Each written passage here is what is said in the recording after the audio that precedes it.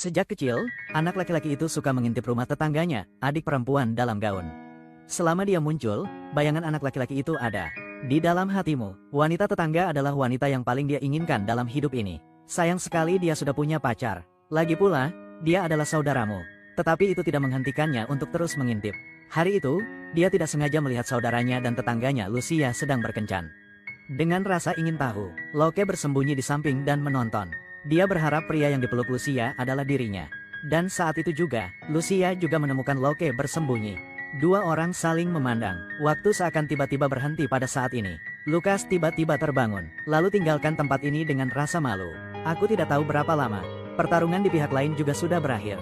Saat ini Lukas diam-diam sedang membaca majalah dewasa di atap. Tiba-tiba melihat bos datang. Membuatnya takut, lalu segera menyembunyikan majalah itu. Akhirnya tertangkap basah. Thomas tidak pernah menyangka adiknya akan begitu bergaya di usianya yang masih muda. Jadi dia mulai memberi pelajaran kepada adiknya. Dia menasihati saudaranya. Masyarakat sekarang sangat rumit. Jika Anda ingin menjadi orang hebat, Anda harus mengingat dua hal. Salah satunya adalah untuk menghasilkan banyak uang. Dua adalah tidur dengan wanita tercantik. Kalimat itu seperti benih. Hal itu tertanam kuat di hati Loke. Namun kegembiraan itu tidak berlangsung lama. Hari ini adalah pemakaman saudaraku. Ibu menangis seperti hujan. Ibu berkata Loke mewarisi cita-cita kakaknya.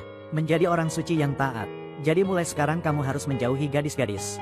Baru pada saat itulah pikiran-pikiran yang mengganggu dapat disingkirkan, melindungi jiwa saudara dari penindasan. Melihat ibu begitu sedih, Loke membuat keputusan. Dia merobek buku itu karena kesakitan, majalah dewasa yang berharga. Lalu lemparkan ke udara. Aku pikir ini akan lenyap begitu saja, seperti selembar kertas. Namun tanpa diduga pada hari berikutnya, sahabatnya berlari untuk memberitahu Loke bahwa majalah itu berakhir di tangan penjahat lagi.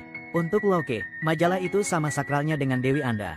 Jadi dia tidak membiarkan siapapun menodainya. Keesokan paginya, Loke menemukan penjahat itu, dan menyuruh mereka menyerahkan majalah itu. Namun para penjahat itu mengatakan itu adalah puing-puing yang mereka pungut. Lalu sepotong demi sepotong penderitaan disatukan. Pastinya tidak boleh diberikan. Loke melihat sikap keras pihak lain, pasti merampok. Sayang sekali musuh banyak jumlahnya, sedangkan kita sedikit, berlari beberapa langkah dan tertangkap. Dan apa yang menantinya adalah pertempuran brutal, diejek dengan menyedihkan. Hanya melihat para penjahat mengendalikan Loke dengan ketat. Lalu mereka menanggalkan celananya di depan semua orang. Akhirnya, setiap orang bergiliran maju untuk memberi penghargaan kepada Loke, jentikan pada penis.